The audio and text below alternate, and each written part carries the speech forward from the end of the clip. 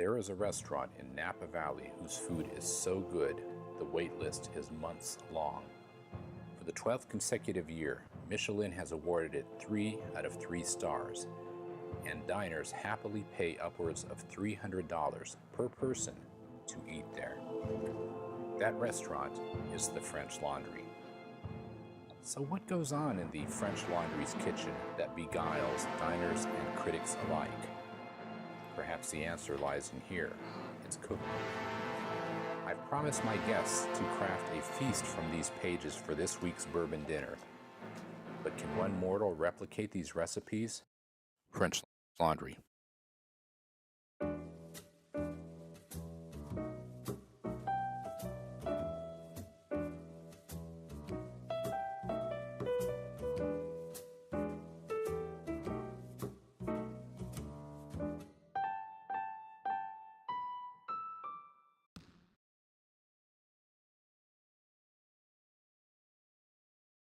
This meal is special in a couple ways. First, it'll be the most complicated bourbon dinner I've made to date. Getting this food on the table will take 3 full days of detailed preparation. The event is also special because it'll feature an exhibition of photographs by one of my guests. This bourbon dinner will start off with a unique French Laundry appetizer, cornets. These are like mini ice cream cones, but with a delicious filling made from creme fraiche, salmon, and sweet red onions. The restaurant uses salmon tartare for this dish, but I'm opting for Nova salmon. For the first course, I'll be serving a salad of black mission figs with roasted sweet peppers and shaved fennel. These delicacies will be topped off with luscious balsamic glaze and fennel oil. For the main course, I'll be serving pot-au-feu, or braised beef short ribs with root vegetables and sautéed bone marrow. They'll take 3 days to prepare, and if I do them justice, they'll be tender, succulent, and oh, so tasty. The cheese course is rare in America, but as one 19th century French epicure once put it, a meal without cheese is a one-eyed beauty. This face shamer, he was onto something. One of my favorite cheese dishes is whipped brie de meule en feuillet with pepper and greens. The whipped brie is layered with thin fried slices of baguette, along with arugula and baby spinach and a splash of balsamic glaze, and it's delightful. For the bread, we'll be having the pain à l'ancienne. This bread has appeared in previous bourbon dinners. Since it's my favorite and will go well with this meal, I'll be serving it up for this dinner as well. And for dessert, we'll be having poached banana ice cream with white chocolate banana crepes and chocolate sauce. I'm offering up a truly blissful concoction, unlike anything I've ever had. Like some of the other dishes, this will take 3 days to prepare, but it'll be worth it.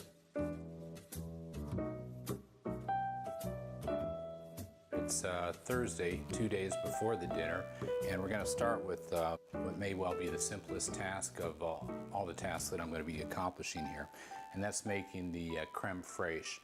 And this requires only 2 ingredients and time. The first ingredient is the heavy cream, and you want to use a pasteurized, not an ultra pasteurized cream.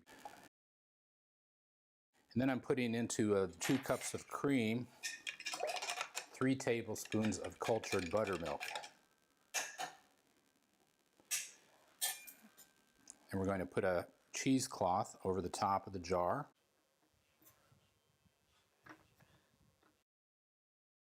And we're going to put it on the counter for 24 hours to let it thicken. And now we're going to go to the pot-au-feu, the short ribs, and I've already cut some of the vegetables. I've cut the leeks into about 1-inch slices, and we have 2/3 of a cup. I have about half a cup of carrots, and they're cut into about 1 inch, 1 1/4 inch pieces.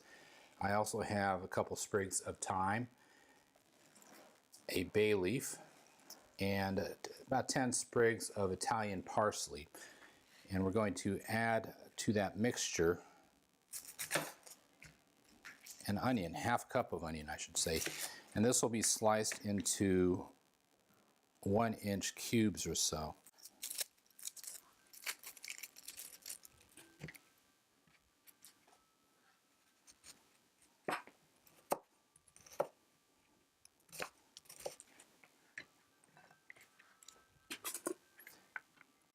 And to that mixture, we're going to add 3 smashed garlic cloves.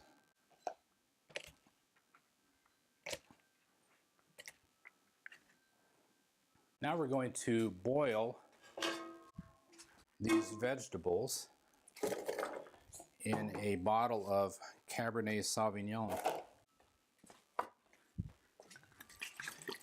And once this is boiling, we're going to burn off the alcohol.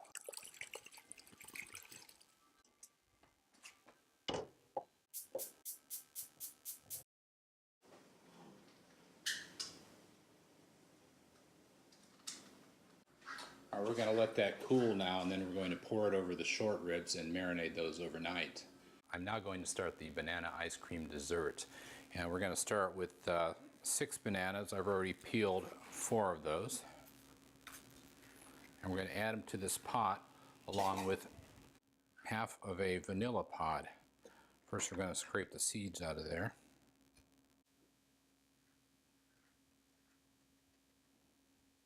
We're going to throw the whole pot in there.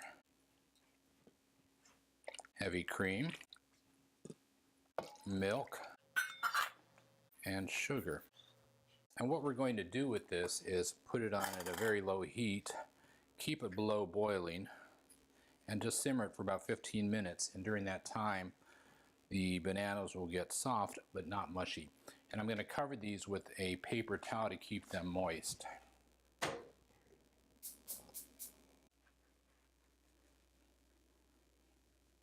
I've done a couple things off camera. The bananas had been poaching, and I may have said that you're supposed to simmer them for 15 minutes, but you want to keep it just below the simmering point. So now they're soft and just starting to get mushy. I've strained the bananas out of the cream. What I'm going to do first is puree the bananas in a food processor.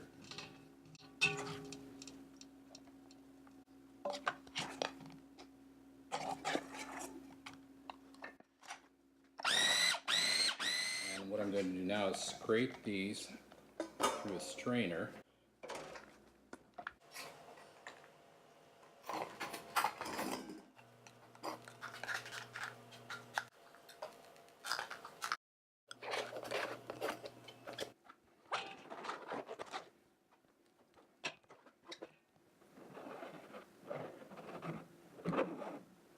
All right, I'm going to transfer the strained bananas into a smaller bowl, and we're going to cover it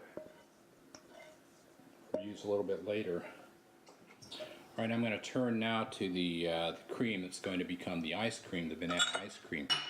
And what we want to do is put this in a pot, and we want to have 4 cups, so we'll supplement it with additional heavy cream if we don't quite have 4 cups.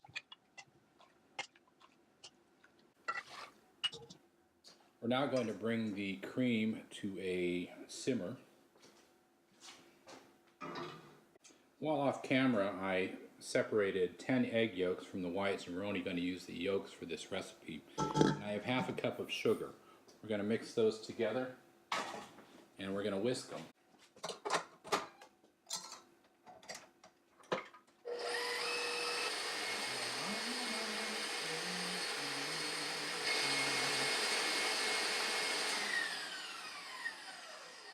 That should do it. When the poaching liquid comes up to a simmer, we're going to go ahead and temper the egg yolks. And we're going to temper it so it doesn't cook and harden. One interesting thing about the French Laundry's recipes and their methods is they never transfer a liquid from one pot to another without straining it. So everything that comes from there is super refined. The poaching liquid is now simmering, so we're going to temper the egg yolks and sugar, and I also put a little bit of salt in the sugar. So we're going to put about 1/3 of the poaching liquid. We're going to whisk it into the egg yolks.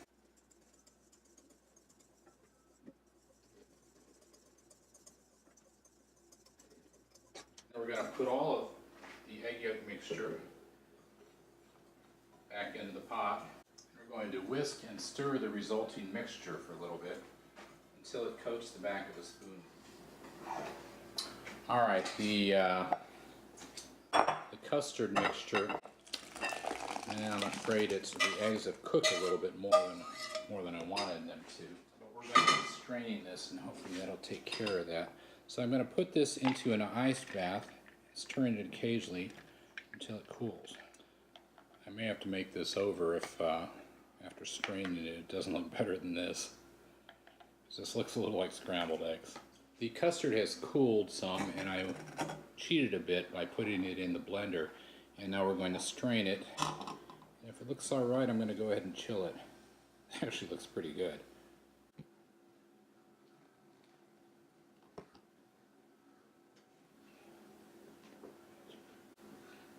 Tastes very good. Now we're going to cover this and refrigerate it until Saturday, the day of the dinner, and then we'll turn it into ice cream.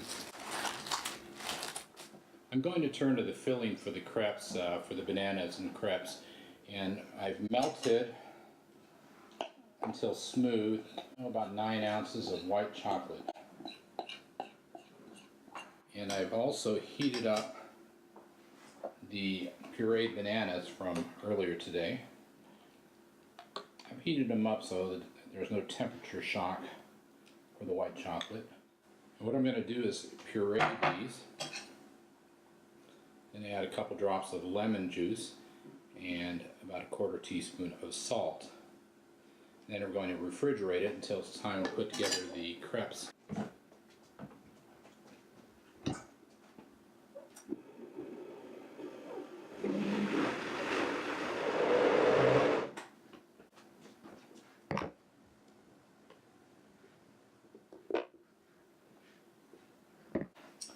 White chocolate and bananas. Delicious. I haven't done anything with the fig salad, and that's going to change right now. I've chopped 2 cups of Italian parsley as well as 2 cups of fennel frond. So what I'm going to do now is plunge this into the boiling water for 15 seconds, and then I'm going to put it into an ice bath.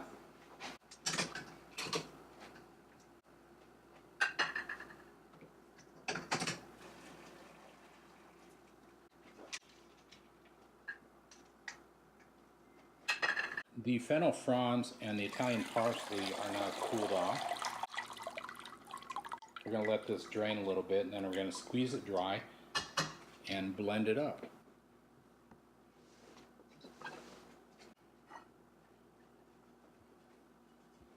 I'm going to take about half of the greens, put it into the blender, and put in just enough canola oil to cover it.